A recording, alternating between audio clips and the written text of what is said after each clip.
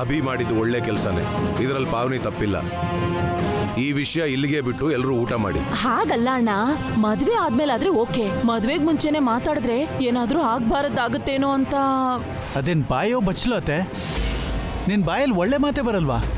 ಅಂಥದ್ದೇನೋ ಅಂದೆ ಚಿಕ್ಕೋನೆ. ನಿನ್ನ ಸೊಸೆ ಮಾವನ್ನು ಮೈದ್ನನ್ನು ಅವಳ ಪಕ್ಷಕ್ಕೆ ಸೇರಿಸ್ಕೊಂಡ್ಬಿಟ್ಟಿದ್ದಾಳೆ. ಅದಕ್ಕೆ ಇಬ್ರು ಅವಳನ್ನ ವಹಿಸ್ಕೊಂಡು ಮಾತಾಡ್ತಾ ಇರೋದು. ಬೇಡ,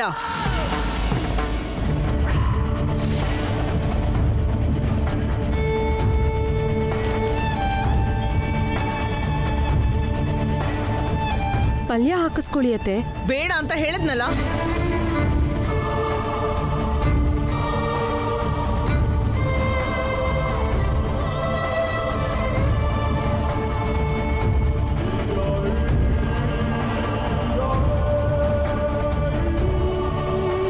ನಿಮ್ಮತ್ತೆ ಬೆಂಕಿ ತರ ಉರಿತಿದ್ದಾಳಮ್ಮ, ಆ ಪಲ್ಯ ನನಗೆ ಬಡಿಸು.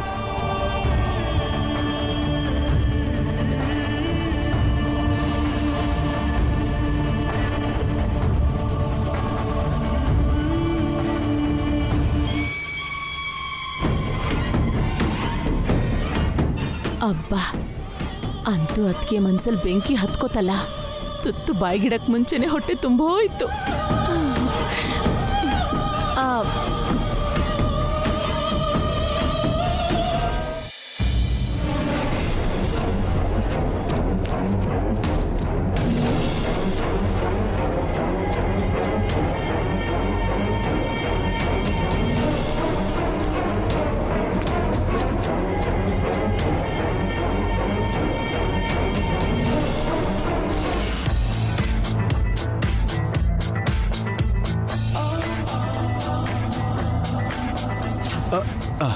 I'm really sorry.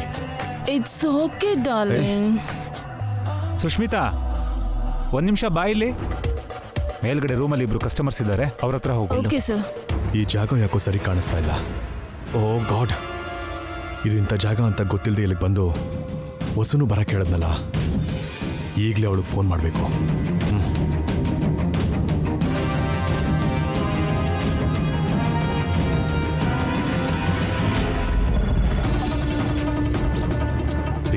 Pickup ಹೊಸು phone ತೆಗಿ.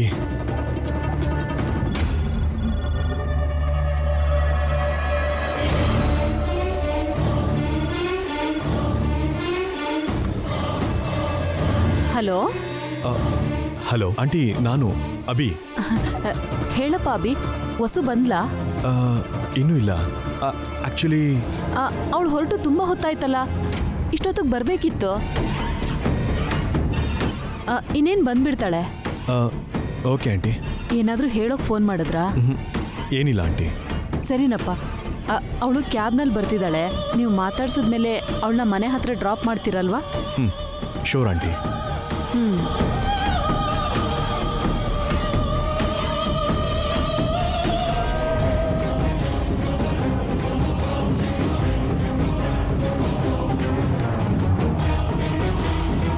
ವಸುನ ಹೇಗಾದ್ರೂ ಮಾಡಿ ತಡಿಬೇಕಲ್ಲ. ಮೊದಲೇ ಅವಳು ನನ್ನ ತುಂಬ ತಪ್ಪಾಗಿ ಅರ್ಥ ಮಾಡ್ಕೊಂಡಿದ್ದಾಳೆ. ಈ ಜಾಗ, ಈ ಅಟ್ಮಾಸ್ಫಿಯರ್ ನೋಡಿದ್ರೆ ಇನ್ನೂ ಅಪಾರ್ಥ ಮಾಡ್ಕೊಳ್ತಾಳೆ.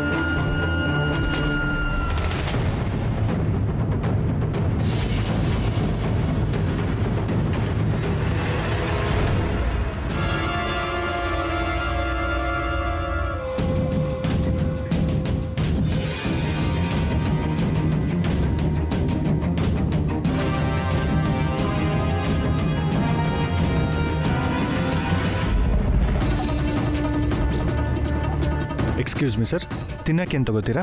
ಲೇ 10,000 ಕೊಟ್ಟು ಹುಡುಗಿನ ಬುಕ್ ಮಾಡಿರೋದು ತಿನ್ನಕ್ಕಲ್ಲ. ಹಾಗ ಸಾರಿ ಸರ್. ಏನೋ ಡಿಸ್ಟರ್ಬ್ ಮಾಡ್ಬಿಟ್ಟ. ಎಕ್ಸ್ಕ್ಯೂಸ್ ಮೀ, ಆ್ಯಕ್ಚುಲಿ ನಾವು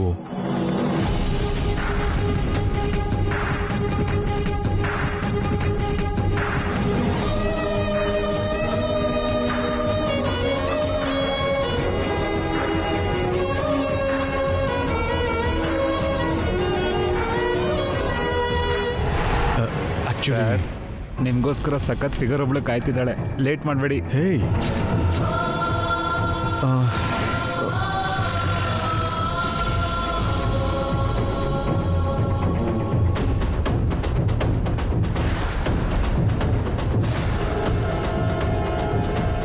ಏನು ಸರ್, ನೀವೇ ಹುಡುಗಿನ ಕರ್ಕೊಂಬಂದಿದ್ದೀರಾ?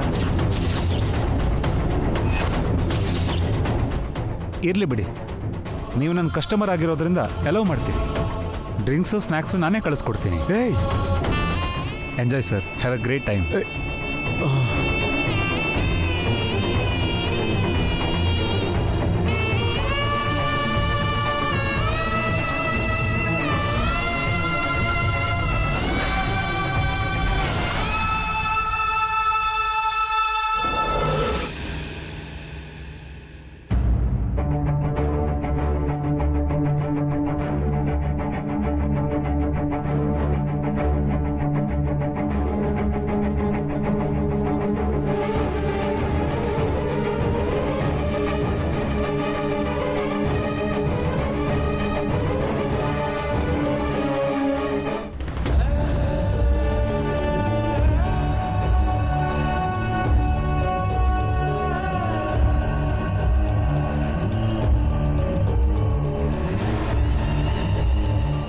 ಅತ್ತೆ, ಸಾರಿ ಅತ್ತೆ.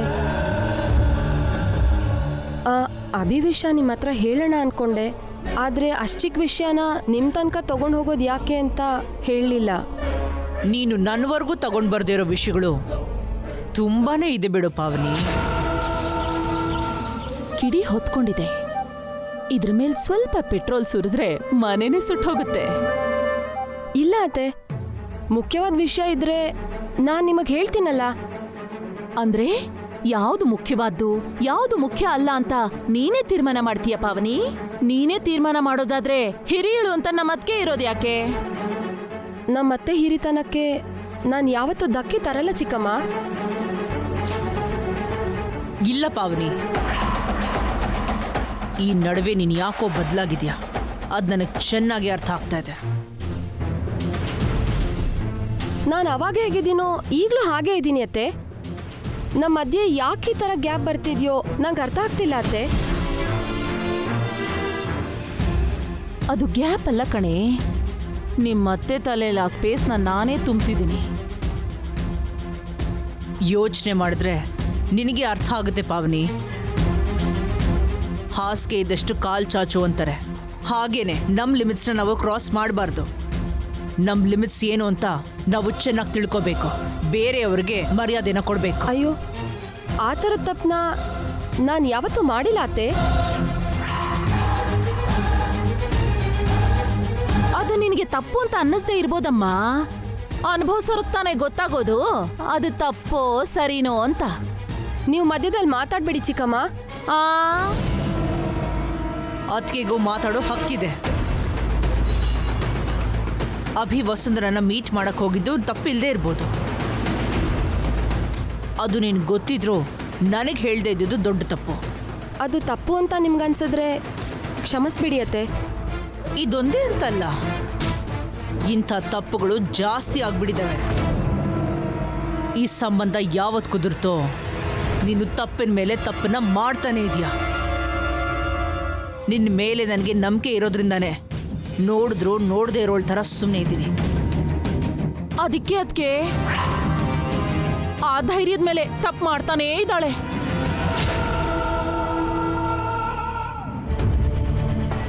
ನೀನು ಯಾಕೋ ಬದಲಾಗೋ ಥರ ಕಾಣಿಸ್ತಾ ಇಲ್ಲ.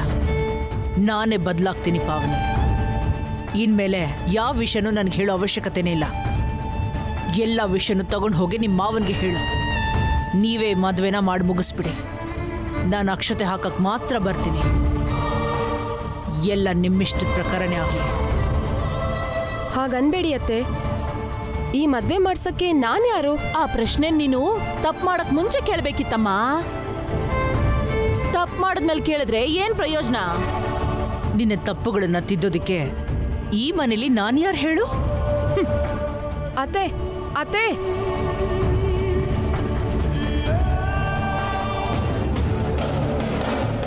ಒಡ್ದು ಹೋಗಿರೋ ಕನ್ನಡಿ ಥರಾನೇ ಮುರಿದು ಹೋಗಿರೋ ಮನಸ್ಸು ಜೋಡ್ಸಕ್ಕಾಗಲ್ಲಮ್ಮ. ನಿಮ್ಮ ಅತ್ತೆ ಮನ್ಸನ್ನ ಅಷ್ಟು ನೋಯಿಸಿದ್ಯಾ ನೀನು. ನೀವ್ಯಾಕೆ ಈ ಥರ ಮಾಡ್ತಿದ್ದೀರಾ ಚಿಕ್ಕಮ್ಮ? ಯಾಕೆ ಸುಮ್ಮನೆ ನಮ್ಮಿಬ್ರು ಮಧ್ಯ ಜಗಳ ತಂದಿಡ್ತಾ ಇದ್ದೀರಾ? ಅದ್ಯಾಕಮ್ಮ? ಎತ್ತಿಗ್ ಜ್ವರ ಎಮ್ಮೆಗ್ ಬರೆ ಅಂದ ಹಾಗೆ ನಿಮ್ಮ ಅತ್ತೆ ಬಂದು ನಿನ್ನ ಬೈದ್ರೆ ನೀನ್ ನನ್ನ ಬೈತೀಯಲ್ಲ, ನಾನೇನ್ ಮಾಡದ್ನಮ್ಮ? ನೀವೇನ್ ಮಾಡ್ತಿದ್ದೀರಾ ಅಂತ ನಂಗೆ ಚೆನ್ನಾಗಿ ಗೊತ್ತು ಚಿಕ್ಕಮ್ಮ. ನಾನು ಈ ಮನೆ ಸೊಸೆ ಅಷ್ಟೇ, ನೀವು ಈ ಮನೆ ಹೆಣ್ಮಗಳು. ನಿಮ್ಗೆ ಜಾಸ್ತಿ ಜವಾಬ್ದಾರಿ ಇರಬೇಕು. ಇಂಥ ಕೆಲಸ ಮಾಡೋಕ್ಕೂ ಮುಂಚೆ ನೀವೇ ಒಂದ್ಸಲ ಯೋಚನೆ ಮಾಡಿ ನೋಡಿ.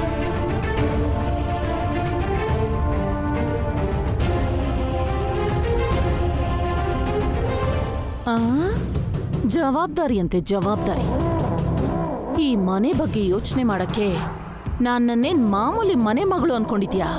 ಹೆಣ್ಣು ಶಕುನಿ ನಾನು. ಆ ಕೌರವರ್ನ ಶಕುನಿ ನಾಶ ಮಾಡ್ದ ಹಾಗೆ ನಾನು ಈ ಮನೆನ ಸರ್ವನಾಶ ಮಾಡ್ತೀನಿ.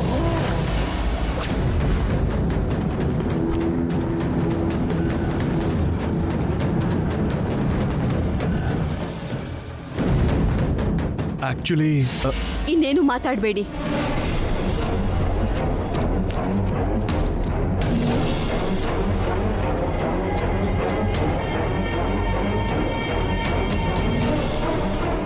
ಮನ್ಸ್ ಬಿಚ್ಚಿ ಮಾತಾಡೋಣ ಅಂತ ಬಂದೆ, ಆದ್ರೆ ನೀವು ಮಾನ ಮರ್ಯಾದೆ ಇಲ್ದಿ ಜಾಗಕ್ಕೆ ಕರಿತೀರಾ ಅಂತ ಅನ್ಕೊಂಡಿರ್ಲಿಲ್ಲ.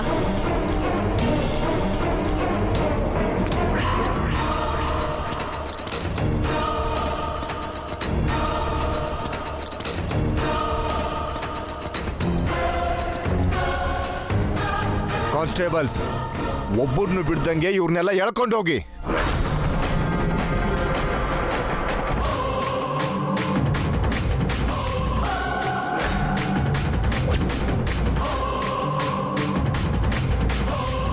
ಹೊರಗಡೆ ರೆಸ್ಟೋರೆಂಟ್ ಅಂತ ಬೋರ್ಡ್ ಹಾಕೊಂಡು ಒಳಗಡೆ ಇಂಥ ಚಿಲ್ಲರೆ ಕೆಲಸ ಮಾಡ್ತಿದ್ದೀರಾ? ಆ ಓನರ್ನ ಎಳ್ಕೊಂಬನ್ರಿ.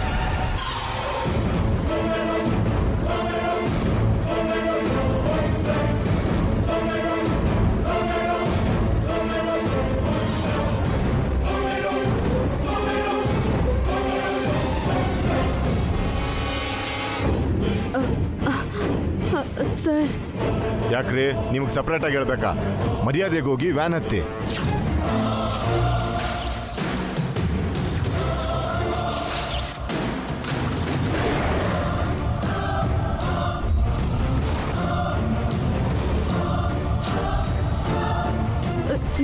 ನಾನು ಅಂತ ಹುಡುಗಿ ಅಲ್ಲ ಸರ್. ಓ ಹೌದಾ? ಅಂತ ಹುಡುಗಿ ಅಲ್ದಿದ್ರೆ ಇಂಥ ಜಾಗಕ್ಕೆ ಯಾಕೆ ಬಂದೆ?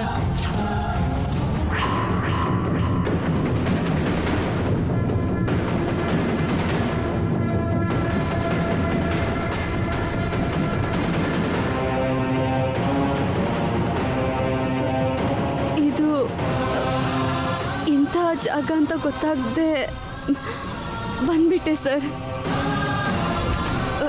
ನನ್ನ ಬಿಟ್ಬಿಡಿ ಸರ್. ಸಿಗಾಕೊಂಡವರೆಲ್ಲ ಇದೇ ರೀತಿ ಕತೆ ಹೇಳೋದು.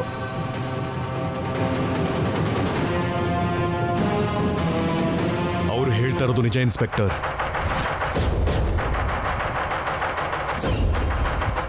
ನೀವ್ಯಾರ್ರಿ ಸ್ವಾಮಿ?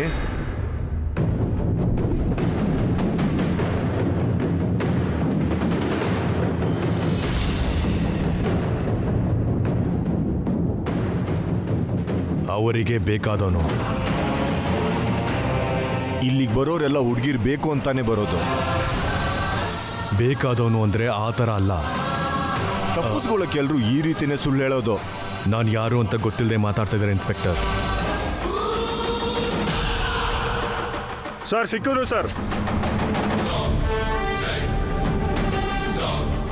ಡೋಂಟ್ ವರಿ ಸರ್, ನಮಗೆ ದೊಡ್ಡ ದೊಡ್ಡವರೆಲ್ಲ ಗೊತ್ತು.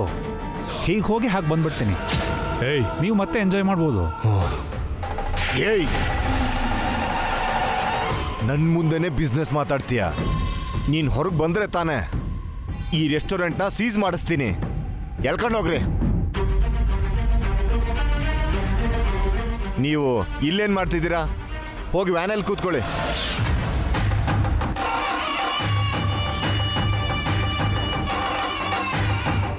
ಪ್ಲೀಸ್ ಸರ್, ನಮ್ಮದು ತುಂಬ ಮರ್ಯಾದಸ್ತ್ರ ಫ್ಯಾಮಿಲಿ. ನಮ್ಮ ಅಪ್ಪ ಅಮ್ಮಂಗೆ ಗೊತ್ತಾದರೆ ಮರ್ಯಾದೆ ಹೋಗುತ್ತೆ. ಆ ಬುದ್ಧಿ ಇಲ್ಲಿಗೆ ಬರೋಕ್ಕಿಂತ ಮುಂಚೆನೇ ಇರಬೇಕಿತ್ತು. ಇನ್ಸ್ಪೆಕ್ಟರ್, ಅವಳನ್ನೇಲಿ ಬರಕ್ಕೆ ಹೇಳಿದ್ದಾನೆ. ಹಾಗಾದ್ರೆ ಎಲ್ಲ ಗೊತ್ತಿದ್ದೇ ಬಂದಿದ್ದೀರಾ ಅಂತಾಯ್ತು. ಬಂದ್ಮೇಲೆ ಗೊತ್ತಾಗಿದ್ದು ಇದು ರಾಂಗ್ ಪ್ಲೇಸ್ ಅಂತ.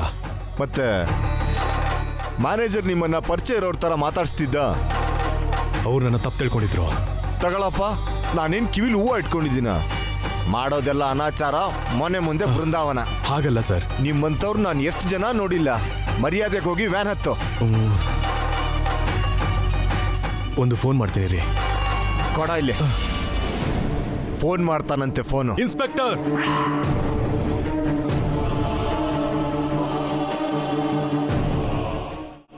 ಏನೋ ಜೋರ್ ಮಾಡ್ತಾ ಇದೀಯಾ? ಹೋಗಿ ವ್ಯಾನಲ್ಲಿ ಕೂತ್ಕೋ ಅಂದೆ ತಾನೆ? ಓಕೆ, ನಾನು ಬರ್ತೀನಿ.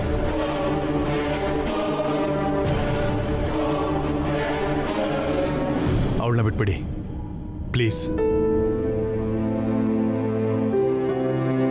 ಇಬ್ರು ಒಟ್ಟಿಗೆ ಸರ್ಸ ಆಡಕ್ ಬಂದಿತ್ತಾನೆ. ಒಬ್ಬರನ್ನ ಬಿಟ್ಬಿಡಿ ಅಂದ್ರೆ ಹೇಗೆ? ಇನ್ಸ್ಪೆಕ್ಟರ್,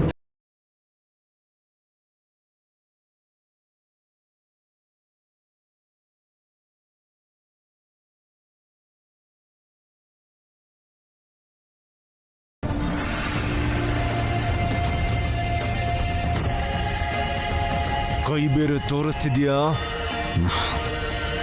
ಪೊಲೀಸ್ ಮೇಲೆನೆ ಕೈ ಮಾಡ್ತೀಯಾ? B401 ಇವನ್ ಕೈಗೆ ಬೇಡಿ ಹಾಕಿ, ಹಾಗೆ ಆ ಹುಡುಗಿಗೂ ಹಾಕಿ.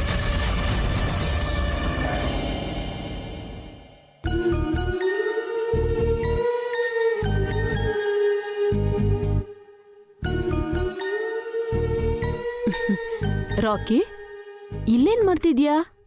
ನಿನ್ ಜೊತೆ ಮಾತಾಡಲ್ಲ, ಹೋಗು. ಯಾಕೆ? ಅಮ್ಮ ಮತ್ತೆ ತಾತನ್ ಜೊತೆನೂ ಮಾತಾಡಲ್ಲ. ಅಷ್ಟು ದೊಡ್ಡ ತಪ್ಪು ನಾವೇನ್ ಮಾಡಿದೀವಿ? ಡ್ಯಾಡಿನ ನೋಡ್ದಂಗ್ ಮಾಡ್ಬಿಟ್ರಲ್ಲ. ಅಮ್ಮ ನೋಡಿದ್ರೆ ನನ್ನನ್ನ ಬಲವಂತ ಮಾಡಿ ಸ್ಕೂಲಿಗೆ ಕಳ್ಸಿದ್ಲು. ತಾತ ನನ್ನನ್ನ ಬೇಗ ಮನೆ ಕರ್ಕೊಂಡ್ ಬರ್ತೀನಿ ಅಂತ ಹೇಳಿ ಕರ್ಕೊಂಡೇ ಬರ್ಲಿಲ್ಲ. ನಾನ್ ಬರೋ ಹೊತ್ತಿಗೆ ಡ್ಯಾಡಿ ಹೊರಟು ಹೋಗಿದ್ರು. ಅದಕ್ಕೆ ಕೋಪ ಮಾಡ್ಕೊಂಡಿದ್ಯಾ? ಮತ್ತೆ ಇನ್ನೇನು? ಡ್ಯಾಡಿ ಅರ್ಜೆಂಟ್ ಕೆಲಸ ಇದೆ ಅಂತ ಹೊರಟೋದ್ರು. ಬಿಡು ಮಾಡ್ಕೊಂಡು ನಾಳೆನೋ ನಾಡಿದ್ದು ನಿನ್ನ ನೋಡಕ್ ಬರ್ತಾರಂತೆ. ನಿಜವಾಗ್ಲೂ? ಈ ಅಜ್ಜಿ ನಿಂಗೆ ಯಾವತ್ತಾದ್ರೂ ಸುಳ್ಳು ಹೇಳ್ತಾಳಾ? ಥ್ಯಾಂಕ್ ಯು ಅಜ್ಜಿ. ಸರಿ, ನಡಿ ಒಳಗಡೆ ಹೋಗೋಣ.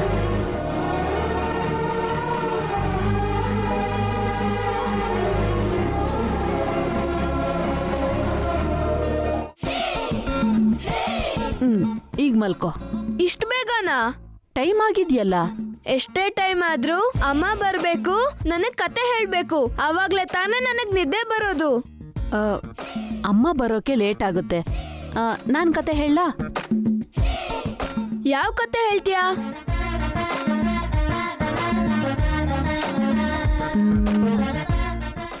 ಯಾವ ಕತೆ ಹೇಳೋದು ಇವಾಗ? ಹಾ, ರಾಜಾರಾಣಿ ಕತೆ ಹೇಳ್ತೀನಿ. ಒಂದಾನೊಂದು ಕಾಲದಲ್ಲಿ ಒಬ್ಬ ರಾಜ ಇದ್ದ. ಅವ್ರೂರಲ್ಲಿ